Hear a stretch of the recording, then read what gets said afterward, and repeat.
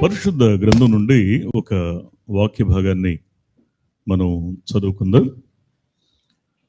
యోహాను సువార్త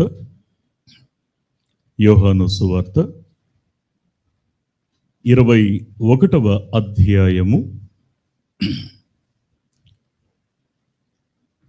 20వ వచనాన్ని ఒక్కసారి మనందరం చదువుకుందాం. పేతురు వెనుకకు తిరిగి, యేసు ప్రేమించిన వాడును భోజన పంక్తిని ఆయన రొమ్మును ఆనుకుని, ప్రభువా, నిన్ను అప్పగించువాడు ఎవడు అని అడిగిన శిష్యుడు తమ వెంట వచ్చుట సూచన. కళ్ళు మూసుకొని చిన్న ప్రార్థన చేసుకుందాం. దయగలిగిన వాడా, మహోన్నతుడా, మరొకసారి మీ సన్నిధిలో మా హృదయం తెరిచి మేము ప్రార్థిస్తూ ఉన్నాం. మీరు మాట్లాడితే మేము బ్రతుకుతాం ప్రభు. మీరు మాట్లాడితే మేము సరిదిద్దబడతాం. మీరు మాట్లాడితే అయ్యా మా జీవితాలు అయ్యా ఆశ్చర్యకరమైన నీ కృపకు పాత్రమైనవిగా మార్చబడతాయి. మాట్లాడండి. మీరు మాట్లాడుతూ ఉన్నప్పుడు వినగలిగిన చెవులను, గ్రహించే మనస్సును మాకు దయచేయమని నీ పాదాలు పట్టుకుంటూ ఉన్నాం. వాక్యాన్ని అయ్యా తన్ని వివరించడానికి నేను తగినవాడిని కాదు. నా జ్ఞానం చాలదు. వాక్యం మీది, మాట్లాడువారు మీరే కనుక మీరే మాతోనూ మాట్లాడి మా హృదయాలను ఉజ్జీవింప చేయమని, తెప్పరిలా చేయమని యేసు నామములో ప్రార్థిస్తున్నాం మా పరమ తండ్రి. ఆమేన్, ఆమేన్. ఒకటి, యేసు ప్రేమించిన వాడు. ఎందుకు ప్రేమించబడ్డాడు? ఒకటి, ఆయనకు భక్తి ఉంది. రెండవది నిశ్చయత ఉంది. మూడవది పిలుపు ఉంది. నాలుగవది త్యాగం ఉంది. ఐదవది నీవు ఆయనకు ఇష్టడవు, ఇష్టురాలవు అయి ఉంటావు. ఆరవది యేసు క్రీస్తుకు దగ్గరగా ఉంటావు. ఏడవది ఏం చేస్తావంటే బాధ్యతలను స్వీకరిస్తావు. బాధ్యతలను స్వీకరించడం మాత్రమే కాదు, శ్రమలో కూడా నీ అడుగులు వెనుకకు వేయకుండా క్రీస్తు కొరకు నిన్ను నీవు ప్రతిష్ఠించుకుంటావు. ఇది యేసుక్రీస్తు ప్రేమించిన యోహానులో ఉన్నటువంటి గుణలక్షణాలు. రెండవ అర్హత, రెండవ ఆశీర్వాదకరమైన స్థితి ఏంటి అని మనం ఆలోచన చేస్తే, యోహానుకున్న ఆధిక్యత యేసుక్రీస్తు యొక్క గుండెల మీద ఆనుకునే అవకాశం. నువ్వు ఆయన్ని ప్రేమించడం అంటే ఎట్లా ప్రేమిస్తున్నావు? ఏంటి మీ ఇద్దరి మధ్య ఉన్న ఒడంబడిక ఏంటి? అందరికంటే ఎక్కువగా తనను నువ్వు ప్రేమించడానికి గల కారణం ఏంటి అన్నదానికి సామెతల గ్రంథం 8వ అధ్యాయము 17వ వచనాన్ని ఒక్కసారి మనం చదువుకుందాం. నన్ను ప్రేమించు వారిని నేను ప్రేమించుచూ ఉన్నాను. రెండు చేతులు పైకెత్తి దేవుని స్తుతిద్దాం ఒకసారి. హల్లెలూయా. దేవుని వాక్యాన్ని మనం జాగ్రత్తగా అర్థం చేసుకునే ప్రయత్నాన్ని మనం చేస్తే, దేవుడు ఈ ప్రభు ఇక్కడ ఒక మాట అంటాడు. దైవత్వంలో ఉన్న ఒక ముఖ్య సూత్రం ఏంటంటే, ఆయన ఎవరిని ప్రేమిస్తాడు, ఏ పరిమాణం చొప్పున ప్రేమిస్తాడు, ఏ నిబంధన ప్రకారం ప్రేమిస్తాడు. నన్ను ప్రేమించు వారిని నేను ప్రేమిస్తున్నాను. గుర్తుపెట్టుకోండి, మనం ఆయన్ని ప్రేమిస్తే ఆయన చేత మనం ప్రేమించబడతాం. మనం ఎంత ఎక్కువగా ఆయనను ప్రేమిస్తామో అంత ఎక్కువగా ఆయన చేత ప్రేమించబడతాం. మిగతా శిష్యులు దేవుని ప్రేమించారు, యేసుక్రీస్తును ప్రేమించారు, వారు కూడా ప్రేమించబడుతున్నారు. కానీ యేసు ప్రేమించిన శిష్యునిగా యోహాను మాత్రమే ఉండడం, అందరికంటే ఎక్కువగా యేసు ప్రేమను పొందడానికి గల కారణం ఏంటంటే, యోహాను అన్నిటికంటే అన్ని పరిస్థితుల్లో కూడా యేసుక్రీస్తుని ఎక్కువగా ప్రేమించాడు. అయ్యా, నేను ఒక్క మాట జ్ఞాపకం చేయనా?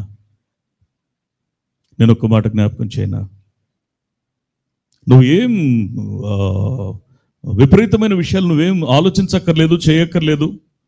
కానీ దేవుని వాక్యం సెలవిస్తున్న సత్యం ఏంటంటే, నువ్వు అన్నిటికంటే అన్ని పరిస్థితుల్లో నువ్వు ఎంత ఎక్కువగా దేవుని ప్రేమించగలవో అంత ఎక్కువగా దేవుని చేత నువ్వు ప్రేమించబడతావు.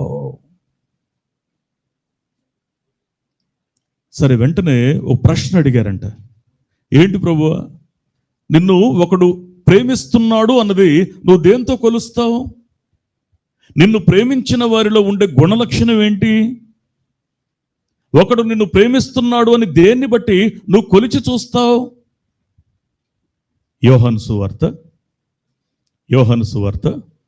14వ అధ్యాయము 15వ వచనాన్ని ఒకసారి చదవండి. మీరు నన్ను ప్రేమించిన ఎడల నా ఆజ్ఞలను గైకొందురు. ఆత్మ చెప్పుచున్న మాట చెవిగలవాడు వినుడుగాక. మనం దేవుని ప్రేమిస్తున్నాం అన్నది దేవుడు ఎప్పుడు నిర్ధారించుకుంటాడు అనంటే, మామూలుగా దేవుడు అంటే ప్రేమే కానండి, కానీ అన్న చోట హాని ఉంటుంది. హాని, ప్రమాదకరమైన పరిస్థితి ఉంటుంది, అగాధం ఉంటుంది. దేవుని ఆశీర్వాదాన్ని అందుకోవడానికి ముందు మనల్ని పలకరించే ఒక అగాధం, అది మన జీవితంలో పెను ప్రమాదకరమైన స్థితిలో మనల్ని తోసేస్తుంది. అందుకే ఇక్కడ జాగ్రత్తగా దేవుని వాక్యాన్ని అర్థం చేసుకునే ప్రయత్నాన్ని మనం చేస్తే, అయ్యా ఆయన్ని ప్రేమిస్తున్నావు అంటే అప్రయత్నంగా నీ హృదయాన్ని ఆయన ఆజ్ఞలకు అనువుగా నువ్వు మలుచుకుంటావు. కొన్నిసార్లు దేవుడు గద్దిస్తాడు. ఎస్ ప్రభువా, నువ్వు చెప్పింది కరెక్ట్, నన్ను నేను కరెక్ట్ చేసుకోవాలి ఈ విషయంలో. కొన్నిసార్లు ఆయన మందలిస్తాడు. నిజమే ప్రభువా, నువ్వు చెప్పింది, నేను ఈ విషయంలో నిర్లక్ష్యంగా ఉన్నాను, సరి చేసుకుంటాను. కొన్నిసార్లు నేను కృంగిపోయినప్పుడు ఆయన నన్ను బలపరుస్తూ, నువ్వెందుకు నష్టపోతున్నావో తెలుసా, నువ్వెందుకు ఇబ్బందులు పాలవుతున్నావో తెలుసా, నువ్వు అనుకున్న విజయాన్ని ఎందుకు సాధించలేకపోతున్నావో తెలుసా, ఇదిగో ఫలానా లోపం వల్ల నువ్వు ఫెయిల్ అవుతున్నావు అని దేవుడు మాట్లాడినప్పుడు, నిజమే కదా, నేను ఆ పొరపాటును బట్టే కదా నష్టపోతున్నాను, దేవుడు నిజమే కదా చెప్పాడు. దేవుడు నన్ను నిందించలేదు, ఆయన నన్ను నిద్ర లేపుతున్నాడు. దేవుడు నిందించడు, ఆయన ఆధ్యాత్మికంగా నిన్ను నిద్రలేపుతూ ఉంటాడు. దేవుని వాక్యం సెలవిస్తున్న సత్యం ఏంటంటే, ఆయనకు కావాల్సింది నువ్వు ఆ శ్రమ నుండి, నష్టం నుండి, అవమానం నుండి నువ్వు బయటపడాలి.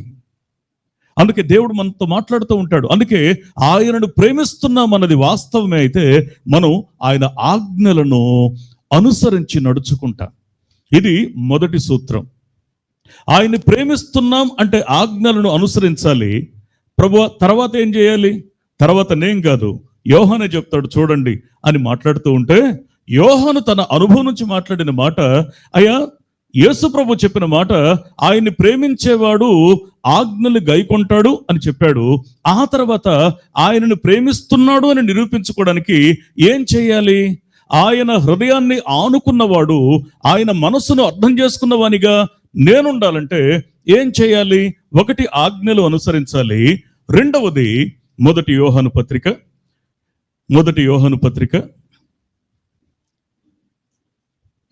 3వ అధ్యాయము 22వ వచనాన్ని ఒకసారి మనం చదువుకుందాం. మరియు మనము ఆయన ఆజ్ఞలను గైకొనుచు ఆయన దృష్టికి ఇష్టమైనవి చేయుచూ ఉన్నాము కనుక మనము ఏమి అడిగినను అది ఆయన వలన మనకు దొరుకుతుంది. ఆత్మ చెప్పుచున్న మాట చెవిగలవాడు వినుడుగాక. అయ్యా, ఆయన్ని ప్రేమిస్తున్నవాడు ఆయన హృదయం మీద, ఆయన గుండెల మీద ఆనుకోవాలని ఆశపడేవాడు ఒకటి ఏం చేస్తాడంటే, దేవుని అమితంగా ప్రేమిస్తాడు. దేవుని ప్రేమిస్తున్నవాడు ఏం చేస్తాడంటే ఆజ్ఞలను అనుసరిస్తాడు. ఆజ్ఞల్ని అనుసరించేవాడు ఏం చేస్తాడంటే ఆయన దృష్టికి ఇష్టమైనవి చేయడానికి నిరంతరం ఆశ కలిగి ఉంటాడు. ఆయన దృష్టికి ఇష్టమైనవి చేయాలనే ఆశ కలిగి ఉండడం. నేను చిన్న ప్రశ్న అడిగిన, మనం మన భక్తి జీవితంలో, మన విశ్వాస ప్రయాణంలో ఆయన దృష్టికి ఇష్టమైనవి చేస్తున్నామని ధైర్యంగా చెప్పగలమా? నా ప్రతి నడత, నా ప్రతి నడక, నా ప్రతి అడుగు, నా ప్రతి ఆలోచన, నా ప్రతి ఆశ దేవుని యొక్క దృష్టికి అనుకూలంగా ఉన్నాయి అని నేను చెప్పగలిగే స్థితిలో నేనున్నానా? దేవుని వాక్యం సెలవిస్తున్న సత్యం ఏంటంటే నువ్వు దీవించబడాలి, నువ్వు ఆశీర్వదించబడాలి, నువ్వు హెచ్చించబడాలి, నువ్వు ఫలించాలి, నువ్వు తృప్తికరమైన జీవితాన్ని గడపాలి. దానికి ఖచ్చితంగా దేవుని వాక్యం సెలవిస్తున్న సత్యం ఏంటి అనంటే నీ మనస్సాక్షి దేవుని ఎదుట ఆయన దృష్టికి ఇష్టమైనవి చేసేలా నిన్ను నడిపించగలగాలి. నువ్వు ఆయనకు సమీపంగా రావాలి అంటే దేవుడు నీకు ద్వారం తెరిచాడు. దానికి నువ్వు ఆయన్ని అమితంగా ప్రేమించు. నువ్వు ప్రేమిస్తున్నావు అనడానికి రుజువు ఆయన ఆజ్ఞలు గైకును. కొన్నిసార్లు గద్దిస్తే లోబడు, కొన్నిసార్లు మందలిస్తే నువ్వు యాక్సెప్ట్ చేయి, అంగీకరించు. దేవుని వాక్యాన్ని మనం జాగ్రత్తగా అర్థం చేసుకునే ప్రయత్నాన్ని మనం చేస్తే మళ్ళీ మాట్లాడుతున్నాడు ఆయన. అయ్యా, ఆయన దృష్టికి ఇష్టమైనవి చేసేలా నీ మనసును అలవరచు. మూడవ మాట ఇక్కడ ఏం మాట్లాడతాడంటే అదే 1 యోహాను పత్రిక 5వ అధ్యాయము 14వ వచనంలో ఆయన మాట్లాడుతూ అంటాడు, ఆయనను బట్టి మనకు కలిగిన ధైర్యం ఏదనగా ఆయన చిత్తానుసారముగా అడగటం నేర్చుకో. ఆత్మ చెప్పుచున్న మాట చెవి గలవాడు వినుగాక. ఆయన్ని ప్రేమించిన వానిగా ఉంటే ఆయన హృదయం మీద ఆనుకునే ఆ స్వాతంత్రతను కలిగిన వాడు అవుతావు. అయితే వాక్యం సెలవిస్తున్నటువంటి సత్యం ఏంటి అనంటే ఆయన ప్రేమించేవాడు ఏం చేస్తాడంటే ఒకటి ఆజ్ఞలు గైకుంటాడు, రెండవది ఆయన దృష్టికి ఇష్టమైనవి చేస్తాడు, మూడవది ఆయన చిత్తానుసారంగా అడగడం. అంటే నీ ఆలోచనలు వాక్యంతో అనుసంధానమై ఉండేలా నీ మనసు అలవర్చబడుతుంది. ఒకప్పుడు స్వేచ్ఛగా ఆలోచన చేశాం, ఒకప్పుడు ఇష్టానుసారంగా ఆలోచన చేశాం. కానీ దేవుని యొక్క వాక్యం మన హృదయంలో చొరబడిన తర్వాత, దేవుని వాక్యం మన గుండెల్లో చొరబడిన తర్వాత మనం మనస్ఫూర్తిగా మనం చేసే ప్రయత్నం ఏంటి అనంటే దేవుని వాక్యాన్ని మనం జాగ్రత్తగా అర్థం చేసుకుందాం. ప్రియ స్నేహితులారా, దేవుని యొక్క వాక్యం నీ మీద ఆ నియంత్రణ చూపించగలగాలి. దేవుని వాక్యం నిన్ను నడిపించగలగాలి. అంతేకాకుండా ఇక్కడ ఇంకొక అమూల్యమైన మాట అంటాడు, అయ్యా నువ్వు దేవుని ప్రేమించే వ్యక్తిగా ఉన్నావా? నువ్వు దేవుని ప్రేమించే వ్యక్తిగా ఆయన గుండెల మీద ఆనుకునే స్వతంత్రతను కలిగి ఉండాలని అనుకుంటున్నావా? నువ్వు నోరు తెరిచి దేవా అనగానే వెంటనే ఆయన నీకు పలకాలి, స్పందించాలని నువ్వు కోరుకుంటున్నావా? అలా అయితే నువ్వు చేయాల్సిన పని ఇంకోటి ఉంది. ఏంటి అనంటే 2వ యోహాను పత్రిక 9వ వచనాన్ని కూడా ఓసారి మనం చదువుకుందాం. క్రీస్తు బోధయందు నిలిచి ఉండాలి. ఆత్మ చెప్పుచున్న మాట చెవిగలవాడు వినుగాక. నువ్వు ఒంటరిగా ఉన్నా సరే దేవుని యొక్క బోధ నిన్ను నియంత్రించగలగాలి. ఒకవేళ నీ స్నేహితులతో ఉన్నా సరే దేవుని యొక్క బోధ నిన్ను నియంత్రించగలగాలి.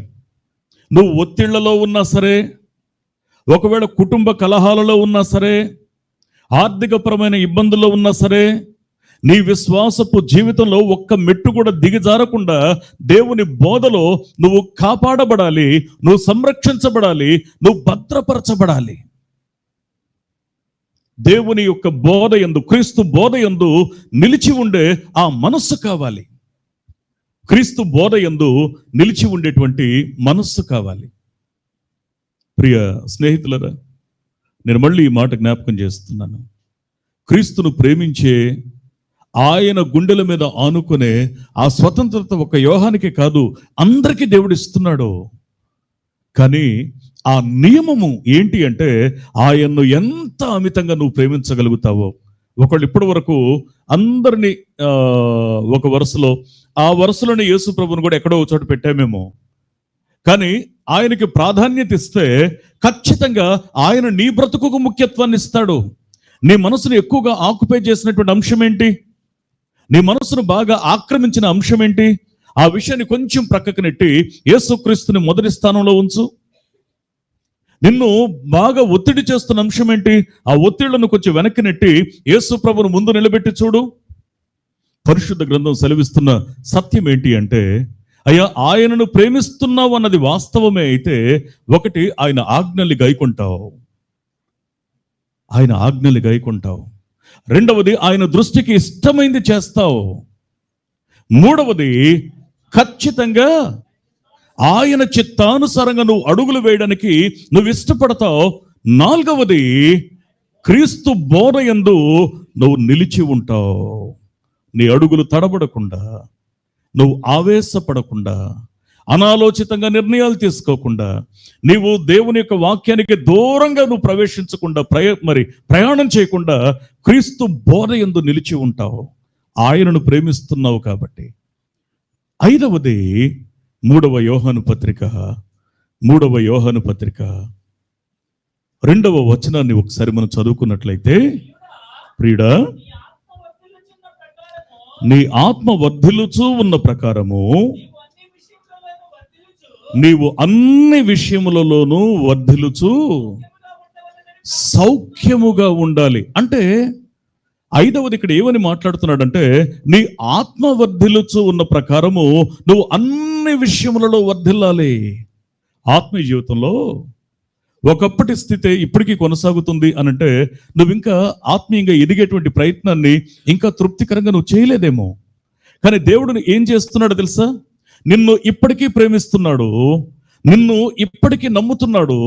ఆయన, నీవు పూర్తిగా ఆయన మీద ఆధారపడకపోయినా ఆయన సంరక్షిస్తూనే వస్తున్నాడు. నీ సమస్యల్లో, నీ బాధల్లో, నీ కన్నీటిలో, నీ కలవరంలో ఆయన నిన్ను ఎందుకు సంరక్షించుకుంటూ వస్తున్నాడో తెలుసా? ఆయన నిన్ను ప్రేమిస్తున్నాడు కాబట్టి. దేవుని వాక్యాన్ని మనం జాగ్రత్తగా అర్థం చేసుకునే ప్రయత్నాన్ని మనం చేస్తే, అయ్యా ఎందుకు ఇంత భక్తి కలిగి ఉండాలి, ఎందుకు ఇంత భక్తి జీవితాన్ని కలిగి ఉండాలి, ఈ భక్తి జీవితాన్ని కలిగి ఉండడానికి రీజన్ ఏంటి? యాకోబు ఒక అద్భుతమైన మాట అంటాడు. యాకోబు రాసిన పత్రిక 5వ అధ్యాయము 8వ వచనాన్ని ఒకసారి మనం చూసినట్లయితే, ఒకటి, ప్రభువు రాకడ సమీపిస్తూ ఉంది. ఇప్పుడున్నట్లే పరిస్థితులు అన్నీ అలాగే ఉంటాయని అనుకోకండి. ప్రభువు రాకడ సమీపిస్తూ ఉంది కనుక ఓపిక కలిగి ఉండండి. ఆత్మ చెప్పుచున్న మాట చెవిగలవాడు వినుగాక. ఓపిక కలిగి ఉండండి. కొన్నిసార్లు మీరు అపార్థం చేసుకోబడతారు, ఇతరులతో కొన్నిసార్లు మీరు నిందించబడతారు, కొన్నిసార్లు పరిస్థితులు మీ జీవితంలో కాస్త మీకు మనస్తాపాన్ని కలిగించే పరిస్థితులు ఉంటాయి. అయినా సరే మీ సహనాన్ని మీరు విడిచిపెట్టొద్దు, మీ ఓర్పును మీరు విడిచిపెట్టొద్దు. ఖచ్చితంగా దేవుని వాక్యాన్ని ఎరిగిన వ్యక్తిగా నీ ప్రేమతో ఇతరులకు సత్యాన్ని చెప్పే ప్రయత్నం చేయి. నీ నోటితో కాదు, నీ యొక్క వాదనతో కాదు, నీ కోపంతో కాదు, నీ ప్రేమతో, నీ ఓర్పుతో సత్యాన్ని ఇతరులకు అర్థం చేసేలా నీ యొక్క మనసును ఓపికతో ఉంచుకో. నీ హృదయాన్ని ఓపిక తప్పనివద్దు. అంటే కొన్నిసార్లు నా వల్ల కావట్లేదండి, అయిపోయింది, నాకు ఓపిక లేదు, ఇంకా ఏం జరిగితే అది జరగనివ్వండి, నాకు ఇంక ఓపిక లేదండి, నేను ఓపెన్ అయిపోతాను అని అంటావు. ఏం చేస్తావు? ఓపెన్ అయిపోవడం అంటే నీ కుటుంబ విషయాలు రోడ్డు మీద పెడతావా? ఓపెన్ అయిపోవడం అంటే దేవుడు నీ జీవితంలో ఉన్న ఆ మరకలను తుడిచివేయడానికి ప్రయత్నిస్తూ ఉంటే, ఆ వద్దు ప్రభువా, ఆ మరకను బట్టే నా జీవితాన్ని స్పాయిల్ చేసుకుంటానంటావా? ఆయన నిన్ను క్షమించేవాడు, నిన్ను సరిదిద్దేవాడు, నిన్ను అందరి ఎదుట ఎక్కడ తలదించుకున్నావో అక్కడ తల ఎత్తుకొని జీవించేలా నీ జీవితాన్ని అమర్చుచూ ఉన్నవాడు. అందుకే నీ ఓపికను వదిలిపెట్టొద్దు, నీ సహనాన్ని మర్చిపోవద్దు. చాలాసార్లు ఏం చేస్తామంటే, కొన్నిసార్లు మన నోటితో మనం పరిస్థితులు గెలవాలని ప్రయత్నిస్తాం, మన అహంతో, మన కోపంతో గెలవాలనుకుంటాం. కానీ తాత్కాలికంగా గెలిచినట్లు కనబడుతున్న మనం శాశ్వత కాలం మాటి మాటికి ఓడిపోతూనే వస్తాం. దేవుని యొక్క ప్రమేయం మన బ్రతుకులో ఉంటే ఖచ్చితంగా మన యొక్క అడుగులు తడబడకుండా, చిక్కుబడకుండా ఆయన మనల్ని సంరక్షిస్తాడు. అందుకే దేవుని వాక్యం ఏం చెప్తా ఉందంటే, అయ్యా ఆయనను ప్రేమించే తల్లిగా, ఆయనను ప్రేమించే సహోదరునిగా నువ్వు ఉండాలని ఆశపడితే ఖచ్చితంగా ఏం చేయాలో తెలుసా? ఒకటి, ఆయన ఆజ్ఞల్ని గైకొనాలి. రెండవది, ఆయన దృష్టికి ఇష్టమైంది చేయాలి. మూడవది, ఇక్కడ మాట్లాడుతున్న మాట ఆయన చిత్తానుసారంగా. నేను ఇలా చేయటం దేవునికి ఇష్టమేనా కాదా? నేను ఇలా ప్రవర్తించడం దేవునికి అనుకూలమా కాదా? ఒకవేళ నేను నిర్ణయం తీసుకుంటే దేవుడు మెచ్చుతాడా, మెచ్చడా? ఇప్పుడు నాకు ఇది ప్రయోజనకరంగా ఉంటుంది తాత్కాలికంగా, కానీ ఇది వాక్యానుసారంగా ఉంటుందా లేదా? నా మనసు, నా ఆలోచనలు దేవుని వాక్యంతో మిళితమై ఉండాలి. అలాంటప్పుడు ఏం చేస్తానంటే, కొన్నిసార్లు ఎదుటివారు పొరపాటు చేసింది వాస్తవమే అయినా మనస్ఫూర్తిగా క్షమించగలిగే ఆ విశాలమైన మనస్సు నేను కలిగి ఉంటాను. కొన్నిసార్లు ఇబ్బందికరమైన పరిస్థితులు నా బ్రతుకులో కలుగుతూ ఉన్నా సరే, ఆ ఇబ్బందికరమైన పరిస్థితుల్లో కూడా నేను నా విశ్వాసాన్ని చెక్కు చెదరనివ్వకుండా ఆయన దృష్టికి ఇష్టమైంది చేస్తూ ఆయన చిత్తాన్ని కనుగొని నేను అడుగులు వేస్తూ ఉంటాను. ప్రియ స్నేహితులరా, అంత మాత్రమే కాకుండా నేను మార్గం తప్పించబడకుండా ఉండడం కోసం క్రీస్తు యొక్క బోధలో నిలిచి ఉంటాను. క్రీస్తు యొక్క బోధలో నిలిచి ఉంటాను. నిరంతరం ఆత్మలో వర్ధిల్లుతూ ఉంటాను. ఎందుకు అనంటే క్రీస్తు త్వరగా రాబోతున్నాడు. అందుకు నేను ఓర్పు కలిగి ఉంటాను, ఓపిక కలిగి ఉంటాను. అంతేకాదు నా హృదయాన్ని స్థిరపరచుకుంటాను. పరిశుద్ధ గ్రంథాన్ని మనం జాగ్రత్తగా అర్థం చేసుకునే ప్రయత్నాన్ని మనం చేస్తే, ఇక్కడ వాడుతున్న అమూల్యమైన మాట, పేతురు యేసు ప్రభు తనతో మాట్లాడిన విషయాలన్నీ ప్రక్కన పెట్టి సడన్గా తన దృష్టిని, ధ్యాసని యోహాను మీదకు మళ్ళించి అప్పుడు అక్కడ వాడుతున్నటువంటి ఆ పదజాలని మనం చూస్తే ఏం గమనిస్తున్నాడంటే, యేసు ప్రేమించిన వానిగా, యేసు క్రీస్తు యొక్క గుండెల మీద ఆనుకున్న వానిగా యోహానును చూస్తూ ఉన్నాడు. మూడవ అర్హత ఏంటో తెలుసా? యోహానులో ఉన్నటువంటి అర్హత, అతడు శిష్యుడు. యేసు చేత ప్రేమించబడిన వాడు, యేసు క్రీస్తు యొక్క గుండెల మీద ఆనుకున్నవాడు, యేసు క్రీస్తుకి శిష్యుడు. ఇంకొక మాట మీకు జ్ఞాపకం చేస్తాను. యేసు క్రీస్తు ఒకరిని విశ్వాస జీవితంలోకి పిలిస్తే ఏ దృష్టితో పిలుస్తాడో తెలుసా అండి? ఏ ఉద్దేశంతో పిలుస్తాడో తెలుసా? ఎస్పెషల్లీ యోహానును ఏ ఉద్దేశంతో పిలిచాడో తెలుసా? గలతీ పత్రిక 2వ అధ్యాయము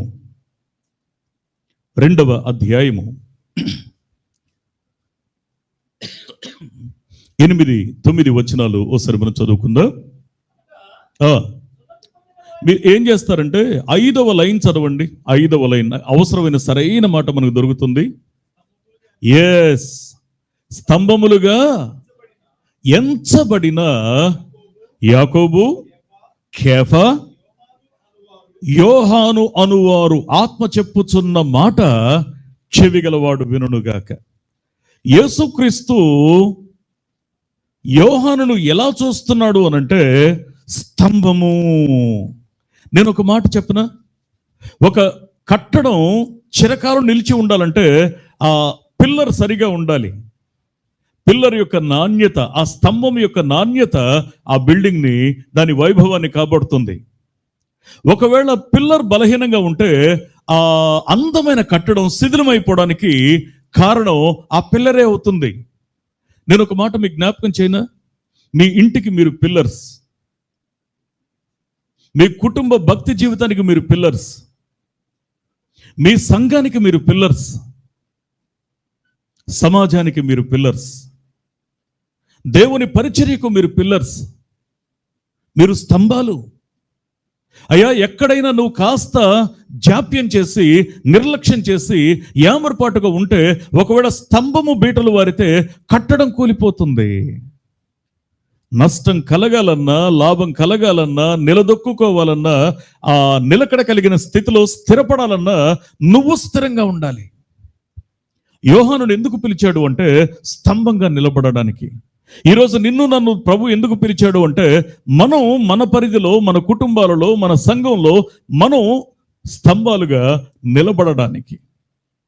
దేవుని వాక్యాన్ని మనం జాగ్రత్తగా అర్థం చేసుకునే ప్రయత్నాన్ని మనం చేస్తే, శిష్యత్వం అనేది ఒక్క రోజులో వచ్చే అంశం కాదండి. ఒక్క రోజులో వచ్చే అంశం కాదు. యేసు క్రీస్తు ఇక్కడ మాట్లాడుతూ ఆ పేతురు మాట్లాడిన మాటల్ని పరిగణలోకి మనం తీసుకుంటే, యేసుక్రీస్తు మాట్లాడిన మాటలన్నీ పేతురు విని ఆ తర్వాత యోహాను మీద దృష్టిని పెట్టాడు. ఇప్పుడు యోహాను 3వ విలువైనటువంటి అంశాన్ని యోహానులో గుర్తిస్తున్నాడు. ఒకటి, యేసు ప్రేమించిన వాడు. రెండవది, ఆయన గుండెల మీద ఆనుకున్నవాడు. మూడవది శిష్యుడు. శిష్యుని యొక్క జీవితంలో ప్రధానంగా ఉండాల్సిన అంశం ఏంటో తెలుసా? విశ్వాసం ఉండాలి. శిష్యుని యొక్క జీవితంలో ప్రధానంగా ఉండాల్సింది విశ్వాసం. శిష్యుడు అంటే బోధను వినువాడు, బోధను అంగీకరించువాడు, బోధకుని అనుసరించువాడు, బోధకుని అనుకరించువాడు, బోధకునికి తన జీవితాన్ని అర్పించుకునేవాడు, తాను విశ్వసించిన బోధను విశ్వవ్యాప్తంగా ప్రకటించువాడు. అందుకే దేవుని వాక్యాన్ని మనం జాగ్రత్తగా అర్థం చేసుకునే ప్రయత్నాన్ని మనం చేస్తే ఇక్కడ ఏమని ఉందో తెలుసా అండి? మొట్టమొదట నువ్వు శిష్యత్వంలో స్తంభంగా స్థిరపడాలి అంటే విశ్వాసం కావాలి. అసలు విశ్వాసం మన జీవితంలో ఏం చేస్తుందో తెలుసా? విశ్వాసం వెలకట్టలేని 3 అంశాలని మన జీవితంలో కలిగిస్తుందండి. విశ్వాసం అనేది వెలకట్టలేని 3 అంశాలని మన జీవితంలో కలిగిస్తుంది. నెంబర్ 1, అపోస్తల కార్యముల గ్రంథము 10వ అధ్యాయము 43వ వచనాన్ని ఒక్కసారి మనం గమనిస్తే, ఆయన యందు విశ్వాసముంచువాడు ఎవడో వాడు ఆయన నామము మూలముగా పాప క్షమాపణ పొందును. ఆత్మ చెప్పుచున్న మాట చెవిగలవాడు వినుగాక. విశ్వాసం ఏం చేస్తుందో తెలుసా? పాప క్షమాపణ కలిగిస్తుంది. నువ్వు యేసు క్రీస్తుని విశ్వసించడం ద్వారా ముందు పాప క్షమాపణ కలుగుతుంది, నువ్వు క్షమించబడతావు. విశ్వాసం ద్వారా కలిగే రెండవ ప్రతిఫలం ఏంటో తెలుసా? యోహాను సువార్త 3వ అధ్యాయము 18వ వచనము. యోహాను సువార్త 3వ అధ్యాయము 18వ వచనము. ఆయన యందు విశ్వాసం ఉంచు వారికి తీర్పు తీర్చబడదు. ఆత్మ చెప్పుచున్న మాట చెవిగలవాడు వినుగాక. దేవుని వాక్యాన్ని మనం జాగ్రత్తగా అర్థం చేసుకునే ప్రయత్నాన్ని మనం చేస్తే, మనిషి తన జీవితంలో చేసిన మంచి చెడ్డలకు తప్పకుండా దేవుని ఎదుట తీర్పు ఉంటుందండి. కానీ యేసు క్రీస్తుని సొంత రక్షకునిగా విశ్వసించడం ద్వారా ఒకటి పాప క్షమాపణ దొరుకుతుంది, రెండవది విశ్వాసాన్ని బట్టి ఖచ్చితంగా తీర్పు నుండి తప్పించబడతాం. యేసు క్రీస్తునందు విశ్వాసం ఉంచడం ద్వారా కలిగే మరొక మహోన్నతమైన విషయం చెప్పన, యోహాను సువార్త 6వ అధ్యాయము 40వ వచనాన్ని ఒకసారి మనం చదువుకుందాం. 40వ వచనం. కుమారుని చూచి ఆయన యందు విశ్వాసముంచు ప్రతివాడును నిత్య జీవము పొందుటయే. గట్టిగా చప్పట్లు కొడుతూ దేవుని మహిమపడతాం ఒకసారి. దేవుని యొక్క ఉద్దేశాన్ని అర్థం చేసుకునే ప్రయత్నాన్ని మనం చేస్తే, దేవుని యొక్క మనస్సును అర్థం చేసుకునే ప్రయత్నాన్ని మనం చేస్తే ఏమంటున్నాడు తెలుసా? అయ్యా, విశ్వాసం కలిగి ఉండడం ద్వారా నువ్వు క్షమించబడుతున్నావు. విశ్వాసం కలిగి ఉండడం ద్వారా తీర్పు నుండి తప్పించబడుతున్నావు. విశ్వాసం కలిగి ఉండడం ద్వారా నీవు నిత్య జీవాన్ని పొందుకుంటున్నావు. విశ్వాసం అనేటువంటి ఈ ప్రధానమైన అంశం మన జీవితంలో స్థిరపరచబడాలి. విశ్వాసం కలిగిన వాడు రెండవ మెట్టును అధిరోహించాలి. రెండవ మెట్టు ఏంటో తెలుసా? నిరీక్షణ. విశ్వాసం నుండి మనం ఇంకొక అంశంలోకి నడిపించబడుతున్నాం, ఇది నిరీక్షణ. నిరీక్షణ మన జీవితంలో ఏం చేస్తుందో తెలుసా? పరిశుద్ధ గ్రంథాన్ని మనం జాగ్రత్తగా అర్థం చేసుకునే ప్రయత్నాన్ని మనం చేస్తే, మొదటి యోహాను పత్రిక 3వ అధ్యాయము 3వ వచనాన్ని ఒక్కసారి మనం చదువుకున్నట్లయితే, ఆయన యందు నిరీక్షణ,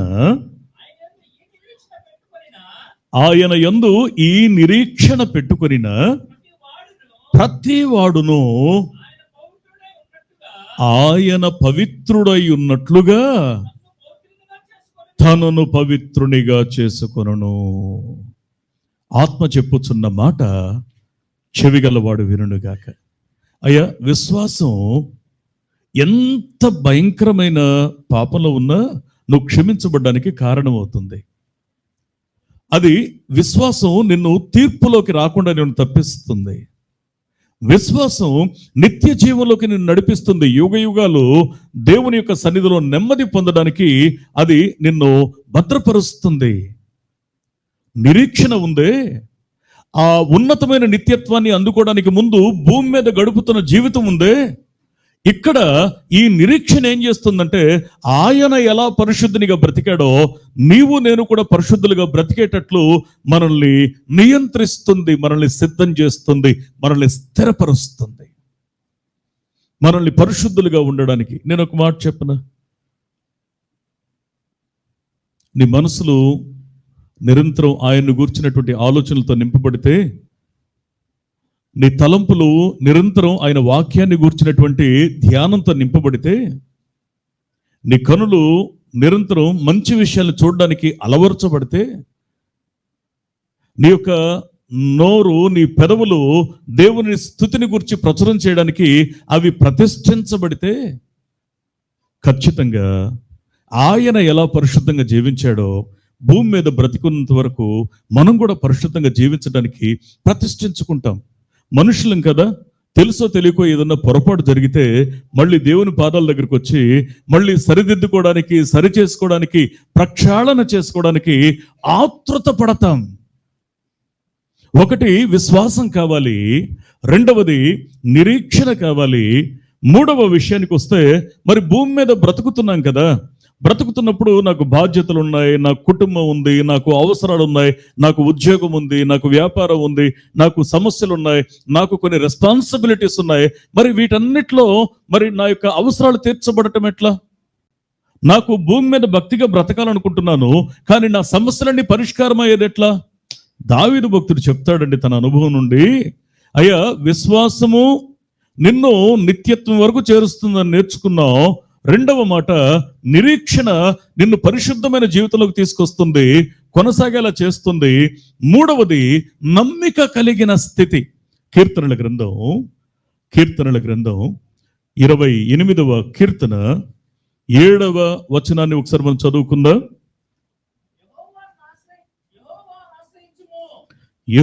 చదవండి. యెహోవాను ఆశ్రయించు. ఏంటండి? యెహోవా నా ఆశ్రయము, నా కేడము, నా హృదయము ఆయన యందు నమ్మిక ఉంచెను కనుక నాకు సహాయము కలిగను. చప్పట్లు కొడుతూ దేవుని మహింపరుద్దాం ఒకసారి. దేవుని వాక్యం సెలవిస్తున్న సత్యం ఏంటో తెలుసా అండి? నా హృదయము ఆయన యందు నమ్మిక ఉంచెను కనుక నాకు సహాయం కలిగెను. దావీదు అనేకమైనటువంటి సమస్యల గుండా ప్రయాణం చేశాడు.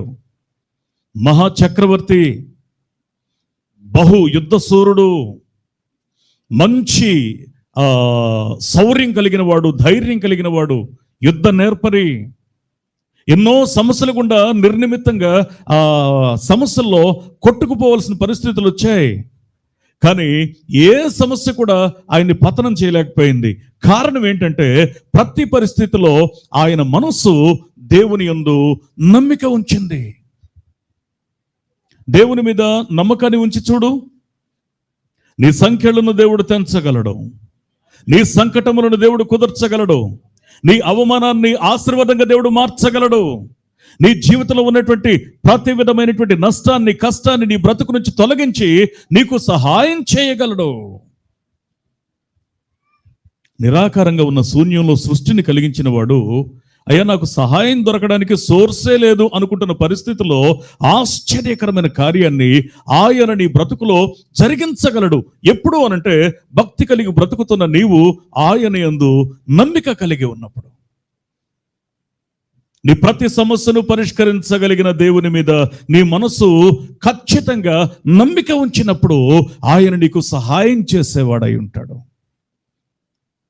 దేవుని వాక్యాన్ని మనం అర్థం చేసుకుంటే నీ హృదయాన్ని దేవుని దగ్గర కుమ్మరించు. ఎందుకు కుమిలిపోతావు? ఎందుకు కృంగిపోతావు? దేవుని కార్యాలను నీ జీవితంలో చూడాలనే ఆశ నీకుంటే నమ్మి చూడు, దేవుని మీద ఆధారపడి చూడు, ఆయన వాక్యానికి నీ గుండెల్లో ముఖ్యత్వాన్ని ఇచ్చి చూడు. దేవా, ఇక నుంచి నేను నీకు నమ్మకంగా బ్రతుకుతానని ఒక్క మాటను తీర్మానం చేసుకొని చూడు. దేవుని యొక్క వాక్యం సెలవిస్తా ఉంది. అయ్యా, శిష్యత్వంలో ఒకటి నువ్వు విశ్వాసం కలిగి ఉండు, రెండవది నిరీక్షణ కలిగి ఉండు, మూడవది భూమి మీద నువ్వు బ్రతుకుతున్నప్పుడు నీకు సహాయం కావాలి కాబట్టి నువ్వు నమ్మకం కలిగి ఉండు, నమ్మిక కలిగి ఉండు, నాలుగవది నువ్వు భయభక్తులు కలిగి ఉండు, భయభక్తులు కలిగి ఉండు. కీర్తనల గ్రంథం 34వ కీర్తన 9వ వచనాన్ని కూడా ఒకసారి మనం చదువుకున్నట్లయితే చదవండి. యెహోవా భక్తులారా, ఆయన యందు భయభక్తులు ఉంచుడి, ఆయన యందు భయభక్తులు ఉంచు వారికి ఏమీయూ కొదువలేదు. రెండు చేతుల పైకెత్తి దేవుని స్తుతిద్దాం. హల్లెలూయా. దేవుని వాక్యం ఏం చెప్తా ఉంది అంటే, ఆయన యందు భయభక్తులు కలిగి ఉంటే నీ బ్రతుకులో ఏది కొదువ కానివ్వడు ఆయన. భూమి మీద జీవిస్తూ ఉన్నటువంటి జీవితాలు ప్రాక్టికల్గా కొన్ని సమస్యలు గుండానే ప్రయాణం చేస్తామండి. సమస్య లేకుండా జీవితాన్ని ఊహించుకోవద్దు. కానీ సమస్యలలో సహాయం చేయగలిగే దేవుని మీద భయభక్తులు కలిగి ఉండు.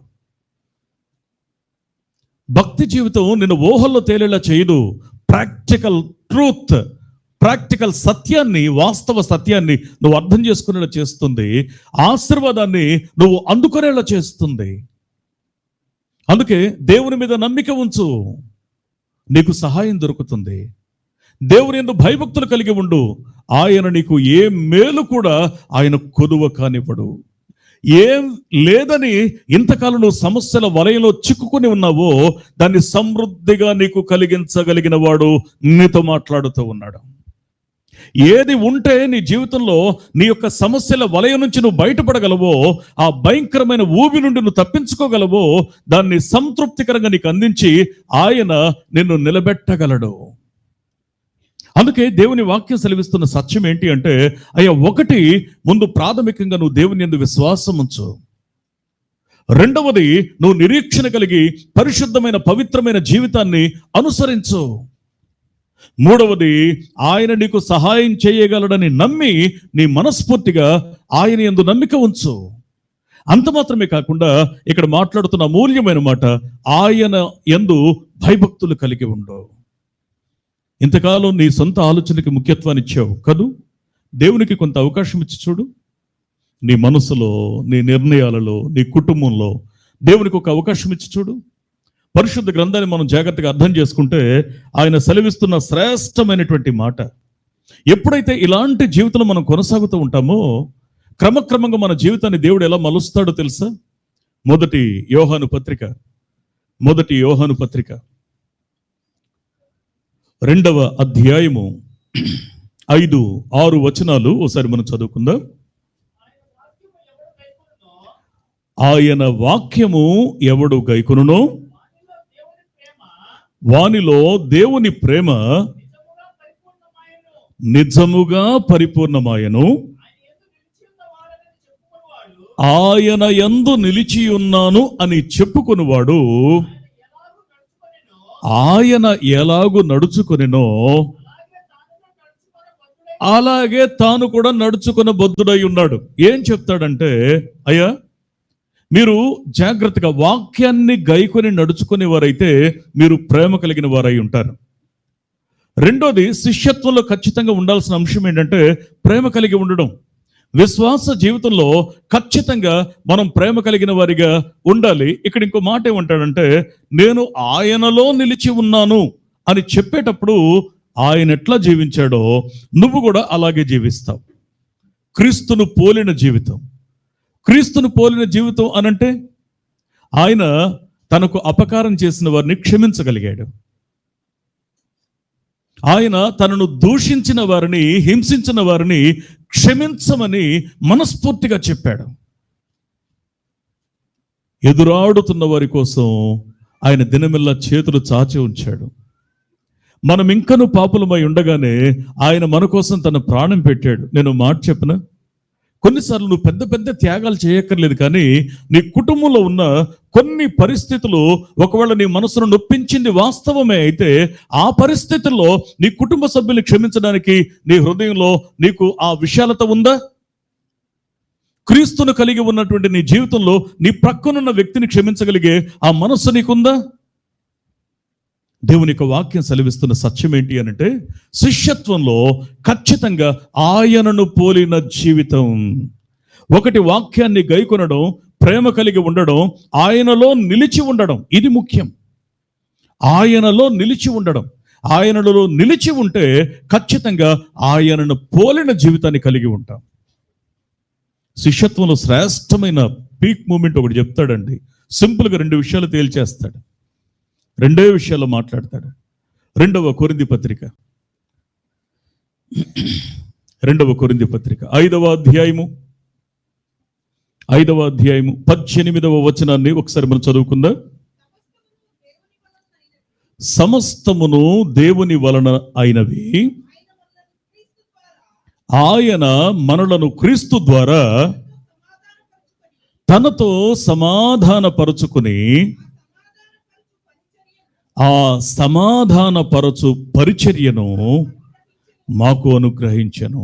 పౌలు భక్తుడు ఏమంటాడో తెలుసండి, యేసు ప్రభు దగ్గరికి వచ్చాక నాకు ఒక 2 విషయాలు అర్థమైనాయి. ఒకటి, ఆయన తనతో మమ్మల్ని సమాధానపరుచుకున్నాడు.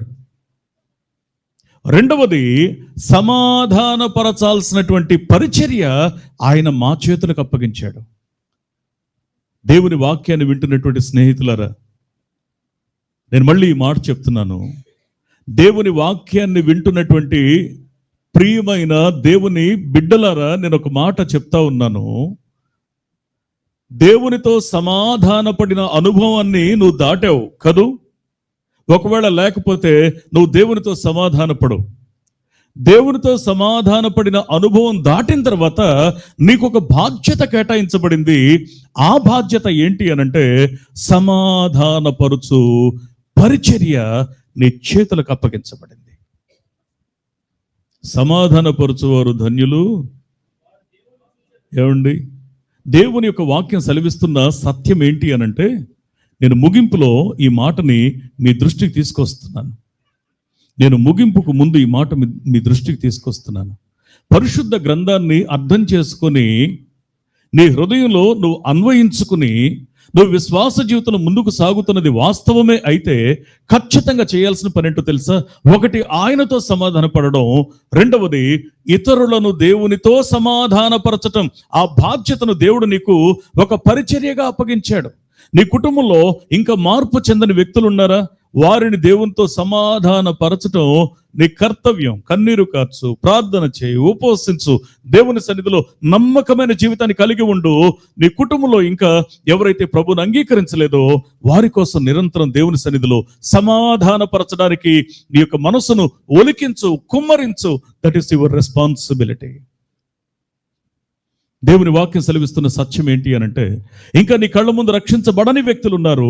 వారి విషయంలో సమాధానపరచవలసినటువంటి బాధ్యత దేవుడు నీకు అప్పగించాడు.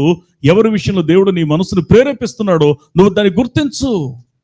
ఇతరులను దేవునితో సమాధానపరచు, అది పరిచర్య. ప్రార్థన చేద్దాం. మహోన్నతుడా, మహిమ కలిగిన వాడా, మీకు స్తోత్రాలు.